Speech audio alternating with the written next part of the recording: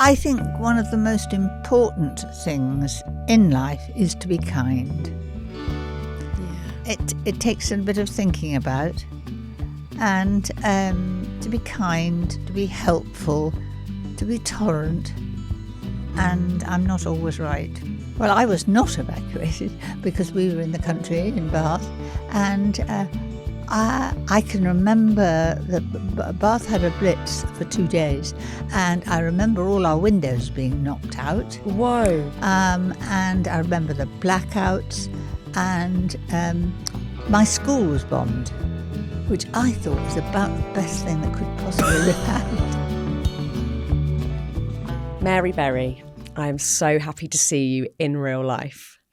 It's so great to have you It's here. good to be here, Fearne. First of all, I must congratulate you for your BAFTA fellowship, which you just picked up this weekend. What a moment.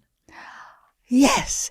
You know, when I was told about it, I thought, well, it goes to actors, actresses, and I looked at the list of people who'd received it in the past, and I thought, I'm a cook.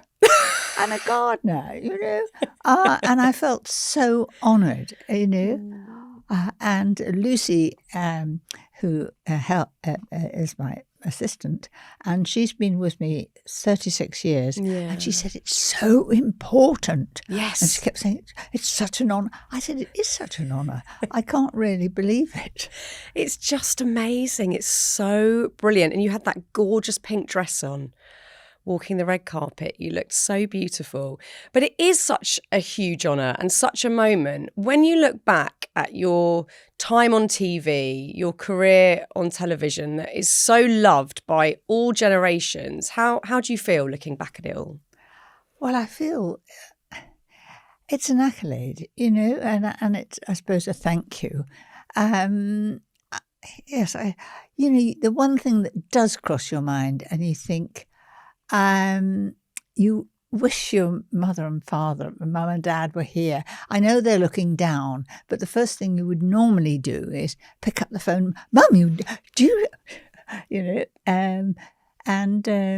my husband was very pleased, and the children, I think they were too. Oh, I'm sure they were. Everyone was so proud, I'm sure. And what's even kind of more extraordinary, it wasn't like you grew up thinking, I want to be on the TV. This is the career for me. It was something that kind of organically just happened. Well, I enjoy sharing what I love, which is cooking. And that was my career because I didn't do Latin and maths, and liked to be outside and love break and friends and, anything to do with sport. And so I wouldn't have been able to be a doctor or anything, but I do like teaching, and teaching is immensely rewarding. Yeah. And of course, eventually it was television, and television is the biggest audience that you could get. And if one makes it very clear and does it sort of step by step and make it enjoyable, people copy you, and they are then proud and present it to their family and friends, and they feel good about it. And, sometimes in a family you have children who are very clever at school and win everything, and there's sometimes children that haven't had that, and then suddenly they start to bake, and I'm teaching them, and they become so pleased. And sometimes in the mornings when I put the computer on, I will see a little boy maybe with a cake that's a little bit lopsided, but hand decorated by this child. And in the background, two very parents, very, very proud. Yeah. And the child may not have achieved great things academically, but enjoyed producing something that everyone's going to enjoy, family and friends. That's what I've always loved baking cakes for that exact reason, that you've got something to show for their effort at the end that you can be proud of, and also something everyone else can enjoy and then give you praise for and say that was delicious. And again, with gardening, it's something that you can enjoy. As long as you dress for it, you can do it all weathers, and it's rewarding. I mean, in cooking, you can make something for supper, buy the ingredients, follow a good recipe, and have something in the evening that's delicious. Now, gardening takes a bit more time, yes, a bit more patience, but it's a format. You've got to set to and plant the seeds or get the plants and so on. They've all got to be looked after. It's something that takes more time. Yes. But of course, you are out in all weathers do you really need to go to the gym? By the time you've hoed a flower bed and so on, or pushed a lawnmower or so on, that's a great way of exercising. And in the fresh air, you feel so good. You feel so good. I mean, you are now 91? 91. 91. And fit as a fiddle. So if anyone was going to push gardening on us for exercise, you can absolutely do that. Yes, and also it's the fact of clearing your head. Yeah. And, I'll come back from seeing you and then I'll very likely shout at the dogs and say, let's go out. And I'll go and perhaps pick an odd flower or see what needs to be done, and you feel in a different world. Yeah. And if it was pouring with rain, I would dress for it. Yeah, stick a mac on, umbrella, get out there. I love that. As I said before we started the podcast today, I've not moved into my gardening era yet, but I can see it on the horizon. I know it's going to happen. I absolutely understand the benefits of it. I love going for a walk in the park and just being outside in nature. And I know that if I've got lots of worries or thoughts in my head, that's a really good way of me just having that clarity, that headspace. It's so lovely. The last time you came on this podcast was in 2019, unbelievably. I felt like it was about 2 years ago, but it was 7, which is mind-blowing. Your arithmetic's very good. I had to quickly do the maths. But I came to your house, but I think you've moved from that house since. It was the one that had the big pond in the back garden. There's no pond now. No, that was a big garden, took a lot of time. And we moved. The children said, my husband actually said to me when we were on holiday together, and he said, if I put my clogs before you, would you stay here in the house in Fearne? And I said, no, I certainly wouldn't. And he said, where would you like to go? And I said, well, I suppose we should be near the children, possibly Henley. And he said, well, perhaps when we get home we should look. Meanwhile, I phoned Annabelle, our daughter, and said, Dad says he's not going out feet first in Fearne. He would like to possibly move to somewhere like Marlow or Henley. Oh, she said, that's near me and near Tom. I'll find something. By the time we got home, she had found that house, but it took ages to sort all out. But it was lovely to think that the young wanted to be near, and they do pop in. Oh, that's so nice. And you've got another gorgeous back garden to be looking after. It's not as big, but it's so manageable. Beautiful. But again, it was a learning process. Yeah. Because we didn't want a lot of work, and yet we wanted flowers to pick. And I did raised beds, and most raised beds are sort of a foot off the floor, off the ground.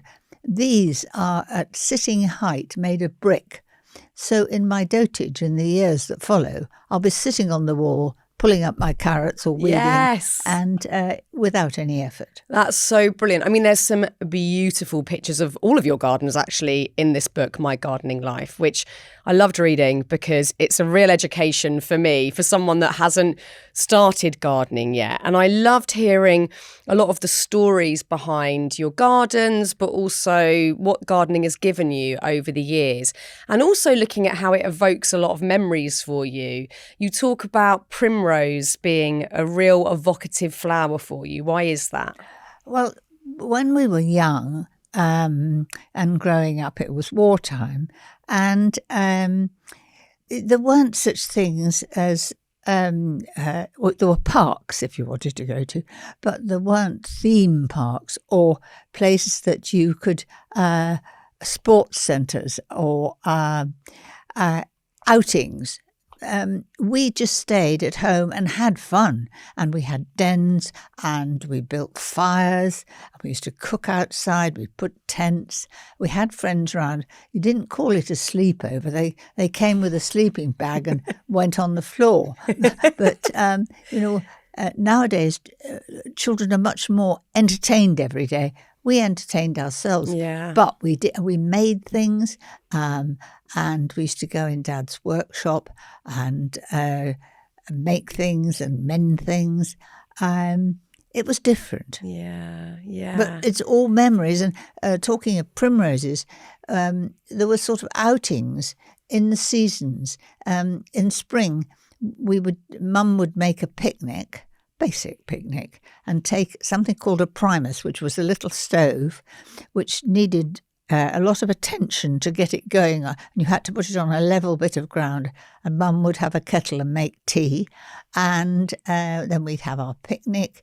We'd pick primroses and tie them up with wool into little bunches and give them to friends. I used to take them to my teachers at school because that would sweeten them up, because I wouldn't have worked very hard. I love it. Thinking about that era of your life during the war, one of my big regrets is not asking my Nan Sylvia, would be, I think, about your age now. She died many years ago, but she had my mum as a teenager. So she was a young granny for me to have. And I loved being in her company. And I heard little bits from her childhood. She was evacuated to Wales in the war. She didn't have a great time. It was, really? Yeah, it was really rough. The family that looked after her, or I think it was one woman maybe that looked after her, would beat her, and she was quite traumatised from it. And then she came back from the war. And I think it was not long after that, her older sister died of TB, which was, of course, kind of rife in that era. So I knew little tiny tidbits, but I wish I'd sat with her and just quizzed her more about what that era was like, what her memories were like, and how it felt as a young person, knowing that something so huge was going on around you. What are your memories from that time? Well, I was not evacuated because we were in the country in Bath, and I can remember that Bath had a blitz for 2 days, and I remember all our windows being knocked out. Whoa. And I remember the blackouts, and my school was bombed, which I thought was about the best thing that could possibly have happened. But only the next week, the headmistress came to my parents and said, when the windows had been put back in, could a couple of classes come and have it in our house? Oh, and wow. Again, I thought, whoopee, I'll fall out of bed straight into class. But of course, my classes weren't in our house. Oh. They were about half a mile away, which we had to walk to, which was, not very thoughtful of the headmistress. And do you remember a sense of what was going on, as a child living through it? Was there fear, or, what were your kind of feelings around it? I don't think there was fear. I knew there was anxiety with my parents. And I can remember the 8 o'clock news every morning. And my parents would sit at breakfast and we had to be quiet while they listened to what was happening. Because there was no television, and so they would listen intently, and it was very solemn, correct voices. And just before the news came on, a doctor came on for 5 minutes talking about health and things. It was just in the back of your mind, but we had to be quiet then. Yeah, no, I'm sure. And around this time, you became, as a family, pretty self-sufficient in terms of growing your own vegetables. That was very much a part of how you would kind of get through it with the rations going on. Well, Fearne, you're quite right. But my father really didn't want to garden, but it was part of Dig for Britain. And so immediately our back garden was full of root vegetables, raspberries, strawberries. We liked picking those. And celery. He grew celery, and I remember, to keep the celery white, he used to wrap each of the celeries in newspaper and then banked it up with earth, like people do with potatoes now. And then because the celery didn't get any light, it stayed white. Oh. And he grew sweet peas for Mum. I did a little bit of gardening because I was always in his wake, and he helped me. But it was sort of radishes and things like that. And then would you cook together as a family, or was that very much your mum would be gathering the veg? Mum would do all the cooking. But Dan, we had one of the first washing machines. It was a Parnell, I can remember. And he also bought a canning machine to can fruit. Wow. And he liked that sort of thing, but he didn't actually cook. We just had a gas cooker, an oven, and a big kitchen, huge table. But we always sat round the table for meals. And that was the time that you begin to talk. Yeah, I mean, that's still my favourite thing now is when my kids are back from school, I'm back from work, we can sit together. It's usually the only moment, especially with my son who's 13, that I can actually get anything out of him and talk about the day. Always on a full stomach. Yes. If you want anything from them or from any member of the family, feed them. Yes. And then when they're feeling, oh, that was good, then you can get an answer that you want. Without a doubt. And what would your mum be cooking around that time from the garden? Mum would be, it was very repetitive each week, really. You would have a roast on Sunday and Dad would carve it. But, I mean, you had a small portion because the next day it would be cottage pie or if it was lamb.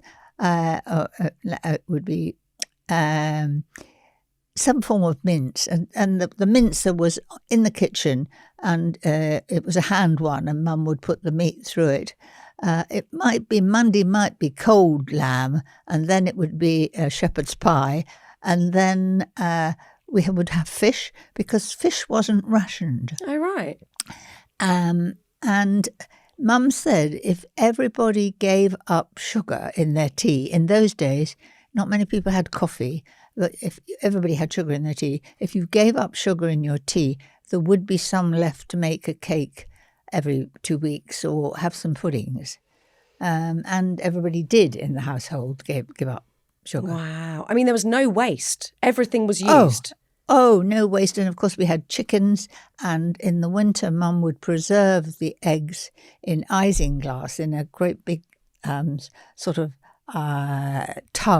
metal tub, and put the eggs in, and that seals the outsides of them so the air doesn't get at them. Wow. And she would use those during the winter when the hens weren't laying. Wow. I mean, you had to be unbelievably resourceful. It was a time where every bit of every veg had to be used, every bit of meat, no waste. And the veg peelings would be boiled up and put with bran to feed the hens. Oh, wow.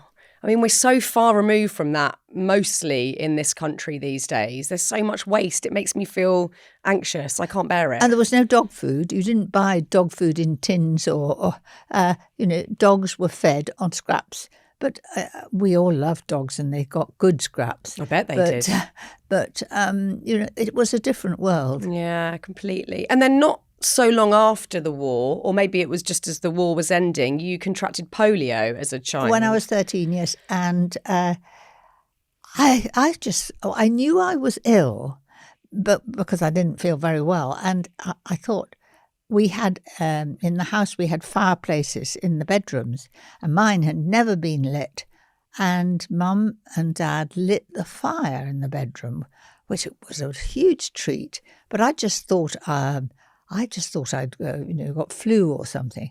And when Dr. Love, our family doctor, nice name, isn't it? Lovely name. Dr. Love came and he said, I think Mary has got infantile paralysis and she must go to hospital at once. And that's another name for polio. Wow. And you were in hospital for quite some time. I was, but I was very well looked after. But you were talking earlier on about TB. And after being in the isolation hospital, I went to Bath Orthopaedic Hospital, and one side of the ward was open with glass because TB people had to have fresh air. Oh. And you had your toothbrush put in a mug of water ready for the morning, and I can remember the water that my toothbrush stood in froze. And you can imagine, it was quite cold. Oh my God, that's my worst nightmare. I've been cold ever since. Mary, that is the pit, especially when you're not feeling well. Well, no, I got better then, but at that stage, I was feeling better and had lots of exercises and got back to walking again. And so thank goodness. And so obviously gardening was kind of part of your family language, whether your parents wanted to or not. It was very much part of family life and how you were looking after yourselves. When did you start to garden more so for fun, when it became something about aesthetics and flowers looking beautiful and making a garden really feel like something? Well, all of my childhood, Mum always had a bunch of flowers on the kitchen table. And I can remember the very South Lawn was the house, and I can remember the individual phlox and dahlias. I could remember, even though I was then in my early teens, I could remember the plant names, not the Latin names, but I was interested in plants and flowers. And so I suppose when I got married, we lived first in London, near Notting Hill Gate. Before your time, there was a classic cinema. Behind the classic cinema, and next door to a fish and chip restaurant, Gill's, and our house touched it, and it was cheap. And my father, who was a surveyor, came up, and he said, "Well, people aren't buying that house because it's next door to a fish and chip restaurant." But he said he was there when they were frying in the evening and so on, and the smells of the fish was going about 8 houses down the street. He said, "Your house, you won't get any smell at all." Oh, wow. So we bought it. I love And the that. garden was very small and in total shade. I desperately was putting plants in, and they mostly died. Oh, no.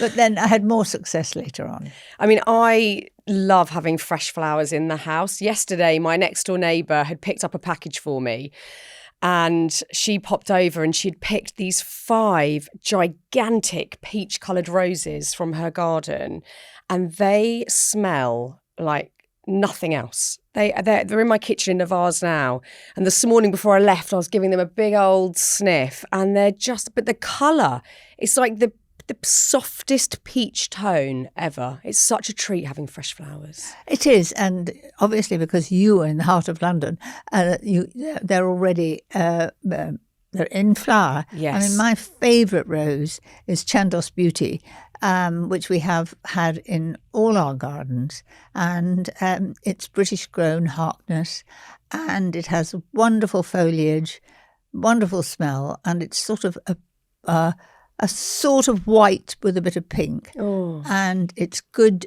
for picking and, of course, repeat flowering. Repeat flowering in a rose is, I think, important. So you get 2 lots. And how do you guarantee that? Is that about pruning No, roses? it's about the variety. Right. So when you buy your rose, it will say if it's repeat flowering or whether it's not. Do you get two goes at it? Well, what happens is it comes in usually starting in June, and then it'll have a flurry till the end of perhaps July, and you deadhead it. Deadheading's so important in gardening, and you go and cut it down a bit, feed it, water it, it'll come again. Oh, I love And you it. should get flowers from a good rose right up to the frost. And are you out in the garden every day? Is that just part of your routine? My routine is when I get up in the morning is to go out with the dogs. And so I am. And every time I walk in, it's the back door is open, and I might pick up the post and go and sit in the garden, open the post or whatever, if you get any. But it's part of my life. You feel so much better. You do. Is that still something you would rely on if you're mentally trying to mull something over, or you've got worries, concerns? Is that a go-to for you to clear your head? Absolutely, but don't you feel the same? 100%. Yeah. 100%. It's just not necessarily with the gardening, but just I have to get outdoors. I have to be outside. Yes, it is so important. Yeah. And I'm very fussy where I buy my flowers. If you go to a local nursery, a good one that perhaps grows their own plants, you know that you're in a similar soil to what you've got, which is, I think, a great help. Yes. I was reading all about soil in your book. That was all a new lingo to me. I didn't know anything about it. Time will come. Start with pots. Yes. And pots are lovely because if by any chance they die, you can replace them. Yeah, exactly. And they just bring a smile as people walk out, and perhaps you're having a drink outside. And even a window box is cheerful, isn't it? Well, I'm so lucky. In my garden, I've got a magnolia tree that's pretty substantial. It's been there for years, way longer, than I've lived there. And then next to that, I've got a wall of wisteria, which has sadly already dropped. But it looked so pretty, big purple hanging wisteria. But most likely it'll flower again later in the season. Oh, I didn't know that. They usually, yes. If you're lucky, you get a bit of a second. Oh, that's so good. But it's got a smell too. It's beautiful. It's heavenly. I love it. Of course, down the line, you started using your garden and the vegetables you were cooking to then run Aga classes at your house, which seems like a lovely marriage of your two deep passions of cooking and gardening. And you would have many people sign up to this course, come to your home, you would all cook together. What was that experience like for you? It was when we lost William, our son. I didn't really want to go to London to work again. I wanted to stay with my husband, and I thought, what can I do from home? So I ran a cook. I had an Aga for most of our married life, and I thought, well, I do know more about Agas than most people, and it's a different technique to cook with an Aga. So we started these Aga classes, and Lucy Young came, and we did it together. I used to do the morning demonstrations. She did the afternoon. We had it for 12 years, and I did every single session. I didn't ever get anybody else in. They'd come to see me cook, and I would be there. I wouldn't actually remember their names. I used to put the sticker. Lucy used to be by the door and put a sticking label saying Jane Brown. So when they eventually came through to coffee to me, I would say, "Good morning, Jane." And she would think, oh, she's remembered my name. It was just because she had a label. So great. Because I'm not very good at remembering names. No, I'm not. I'm very good with faces. I never forget a face. I actually had one of your Aga cookbooks because when I was about 24, I bought this teeny little cottage and it came with an Aga. And I'd never even seen one. I was 24. I barely cooked. But I loved baking. I've always loved baking. I used to bake with my nan. So I had this Aga and I was like, I don't know what to do with this thing, because obviously they're set at certain temperatures and I was clueless. So I got your Aga cookbook and I absolutely nailed baking in an Aga from your book. It's different. It is different, but you can get some beautiful results. So around this time, you've got this nice community of people that are coming to your house. Was that in some way healing with the grief that you were feeling, to have that distraction? It kept me busy. Kept you busy. Kept me busy. And I had my husband and other children about me. So, it's time. And I think the one thing we all told ourselves, how lucky we were to have had William and what a wonderful life he'd given us. And, it's many years now. It's 30 years since he died. And every Christmas we're still saying, having a drink to Will, and our grandchildren all say he was a very good at sport. And I know Hobie was saying when he was doing so well at rugby, William would have been proud of me, wouldn't he? It's really nice. And there are pictures all of him around, and even though the grandchildren didn't know him, they know all about him. Yeah, that's so lovely. But some people don't want to do that. They want to forget it and have a new life. But he is still part of our lives. There's no rule book when it comes to there's grief. There's no rule with grief. You have to do it on your own way. And I now, when friends, many of my friends at my age are losing the other half, and I always talk about them or find something nice to say. And I think people like that. Yeah. I know I did. I loved it if people came up and said, "Oh, Will was such a smashing chap. Wasn't he a good tennis player or whatever?" And, I'm proud. And I think if there is a sadness in the family, to find something nice to say about them or something we remember about them, it helps people pass the time. You say in the book that around this time, one of your friends, one of your neighbours invited you to the Chelsea Flower Show, and you weren't particularly keen at this point on leaving the house, being around other people, but you actually managed to push through. Yes. And you went, and you've got no regrets. I had no regrets. And she asked me, Will died in January, she asked me in January, she said, I've just got 2 tickets or whatever.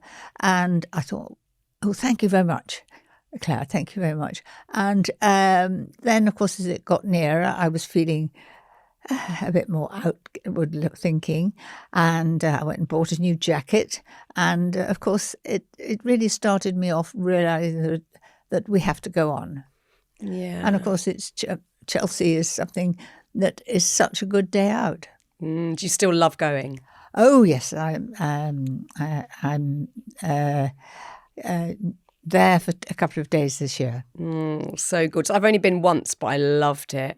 It's just a feast of colour and creativity. It's so beautiful. A lot of ideas that you can copy.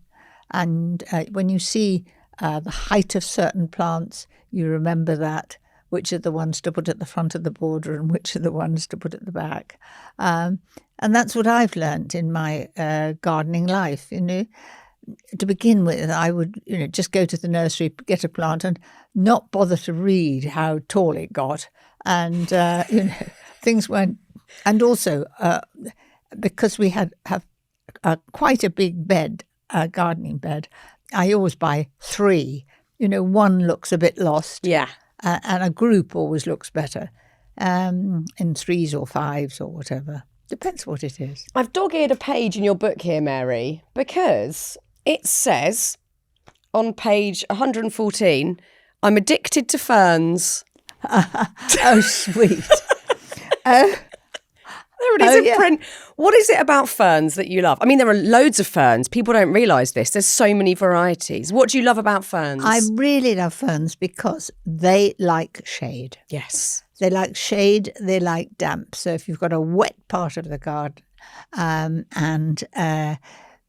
I think they don't need too much looking after. No. I cram them in there and we do water them. Yes. I remember going to Highgrove years ago, the King, he was Prince Charles's garden, and they had a lot of ferns there and it was very damp around them. They really do, to start with, the first few years, they need to be damp. Once they've fully rooted, they can manage without so much water. But I know that the more I water mine, because they're only 2 or 3 years old, the better they are. Yeah, I relate. I drink a lot of water and I'm low maintenance. I just am. I'm just like the plant. I do not drink a lot of water. I know. I remember this about you. When we did that TV show together, we made a roulade. I think I was grabbing a glass of water and I think you told me you don't drink it. No, but my mother was 105. Which is mad. And she had water at lunch and water with supper and nothing else. And I don't drink a lot of water, Mind you, I don't race about an awful lot. You're at a fast pace and running and things like that. But I don't drink an awful lot. But you must do what your doctor says and what you're advised. Don't listen to me. But you can listen to me about gardening, but not about how much water. Otherwise, my parents don't ever drink it. They drink about 20 cups of tea a day, but no water. They can't stand it. They don't like the nothingy taste of it. Well, it's liquid, isn't it? It's just, you just got to chug it down and get on with it. Let's talk about your mum being 105 is something we can't breeze over, because that is a substantial number we're talking here. You're 91, your mum was 105. You've obviously got something, and your dad lived into his, was it late 80s? Yes, early 80s actually. Early 80s. I think genes are very important. Yes. And if you've got your health, which thank God I have, and I do the things that I should do, and I eat sensibly, I'm very fortunate. But in the back of it, it's your genes. Do you think there's something to be said for having a passion? I often think look at David Attenborough, who's just turned 100. Oh. I feel like his passion is something that gets him out of bed every day. It's just been this constant throughout his life. I think there's something to be said for having great passions. I mean, you've got many. Having passion, yes, definitely, or having a purpose, and I do think it's important to contribute in this life. If you live in a village or a street, to know your neighbours, to be aware. If there's one 2 doors down and she's rather old, can you put the bins out for them? It's contributing. I say that because yesterday our help was away and we had very heavy bins, and our builder was passing and he said, I see the bins are out, can I put yours out? It's contributing. Lovely. That's so wonderful. Did you quiz your mum much about her longevity? And not really, but I was quite close to my mum, and she did look after an awful lot of people. She started the Friends of the RUH hospital in Bath because she suddenly realised, this was a long time ago, that the beds had no curtains round. So whenever anything was in a ward, everybody could see what was going on. So she knew some of the doctors, and she got hold of all the surgeons and doctors' wives and said, do you realise that the service in the hospital's wonderful, but could we not club together and raise money for the little extra things in the hospital? Too right. And she did, and it's still going now. How wonderful. That's so amazing. And the coffee shop she started. No way. So, it's contributing, doing things, helping. Yeah. A busy mind is a happy person. I like to think that. I have to always have a project or something that a painting I'm working on, a book I'm writing, or I'm not very good at being idle. You don't need to worry. You've got such a busy life. I've got a lot going on. A happy life. It's so important.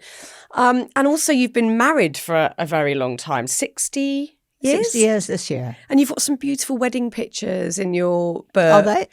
There's a gorgeous picture of you getting married in here. I think it's quite early on. You and your I husband, remember Paul. the flowers. Oh, it's just a gorgeous black and white photo. What do you think? I mean, divorce rates are obviously through the roof in this day and age. What do you think creates? There we go. There's the picture. Oh, yes. That's the cake. I did make the cake, and we didn't get round to icing it very much, and we just went in the garden on the morning and picked a few bits and bobs and put it all round and had the vase on top. What was it? Was it a Vicky sponge? No. In those days, you always had fruit. Fruit cake, yes, fruit cake. Of course. We've been married 60 years, and I think astonishing. We've never had a crossword. I can't bear shouting. No, and we're both the same, and again, the garden comes in, and even if I hadn't a garden, I would walk out of the front door. When you think, can't believe that he's done that, or how stupid, I will walk into the garden, yes, and walk round and think, now, am I going to say something? I think we'll just let it pass. It's a good idea. Remove yourself from the scene. Exactly. Have some headspace, bit of distance, work out whether it's worth saying the thing or not. And also, I think to say sorry. Yeah. I've been to a girlfriend has 3 sons, and at each of the weddings of these sons, the vicar, this was the lady vicar, talked to them, and you can hear what they're saying at the altar. And to each of these boys, she said, remember to say sorry. Yeah. Oh, to both of them. Because it's rather difficult, because you always think you're perfect. And it does help to say sorry. Oh my gosh, I completely agree. The one thing, as parents, it's always hard raising kids. You're going to mess up constantly. You're going to have good days and bad days. But the one thing I'll always do is say sorry. If I've, had a go at one of them or I've been a bit grumpy, I'll always say, I'm sorry, Mum's tired today. And now in return, they're so quick to do the same. If one of them's, my son even last night said, oh, sorry, I was being grumpy after school. And I was like, it's okay, it's all good. It's a really good practice to have, I think. A really good practice. So at the age of 91, when you look back over the years, what are the important things that really stand out to you? The moments in your life where you've really learned valuable lessons or just moments that feel extremely important?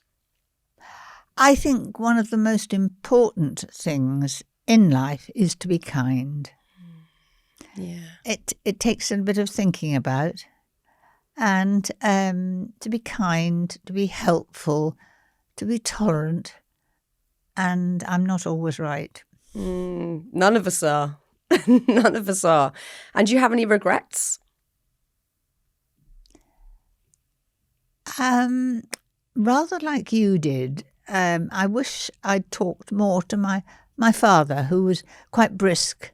I should have talked and spent more time with him. But of course, when I came to London to work, and I would go down at weekends and see friends, and I should have spent more time with them. Yeah, I think most of us feel like that about a grandparent, a parent. You think, oh, I wish I'd asked for more stories. That's what I'm craving from my nan, certainly, like all of those brilliant life stories, because of course they had a whole life before they became parents, before they became grandparents, and it's so interesting.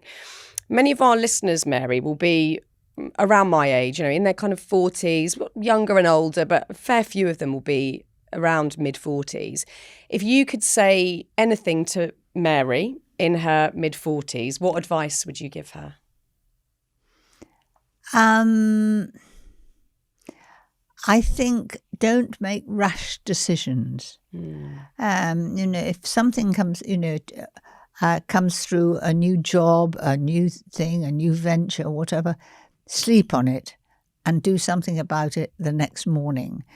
Whenever I've sort of thought, oh, that'd be fun, I'll do it, and I ring back and I think I should have waited, I should have thought, and just make sure that you're going to make the right decision. Yeah, less haste. Less haste, and think about it. One of the important relationships in your life has been someone you mentioned a couple of times, lovely Lucy, yes. Who I know, who you've worked with for, how would you say, 36 years. An incredible partnership and a friendship that's grown out of a love of cooking. What does that relationship mean to you? It means the world, really.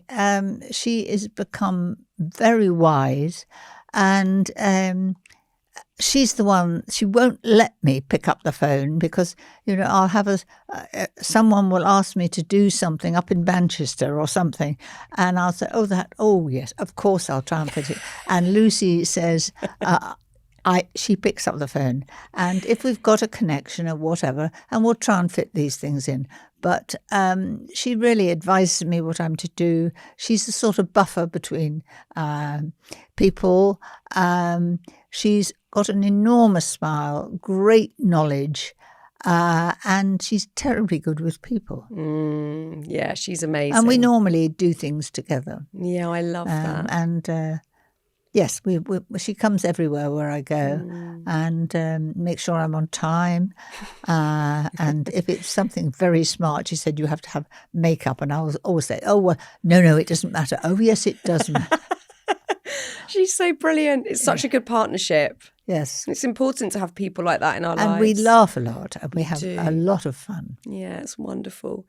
So we're also putting together a collection of songs that will make people feel really good. So every guest that comes on, I get them to choose a song or a piece of music that they find uplifting, makes them feel really jolly. Which song would you pick? Something from ABBA. Yeah. We haven't got any ABBA on our playlist so far. That's great. What? I know. Well, I don't mind which one. Any ABBA song. I love Sailing. Okay. No, that's not ABBA, is it? No, Sailing. Who is that? No. Is that Rod Stewart? Yes, Rod Stewart. But I mean, I like Rod Stewart and I like Sailing, Rod Stewart, and I like most of the ABBA songs. Okay, we'll put an ABBA song on there, a good upbeat one we'll put on there. And lastly, Mary Berry, where is your happy place? My happy place is with my family at home, preferably on a lovely spring day outside, having a sort of easy lunch, lots of conversation and fun. Oh, that sounds like the perfect day. Well, look, thank you so much for being here today. I urge anyone who either loves gardening or, like me, sees it on the horizon to read this book, because not only is it packed with great stories, but it's got a lot of very useful tips and tricks and hacks for gardening if you're a complete beginner or someone like you that is very used to gardening. So go get it. Mary Berry, My Gardening Life. Thank you so much for being with me today. I've loved it, Fearne.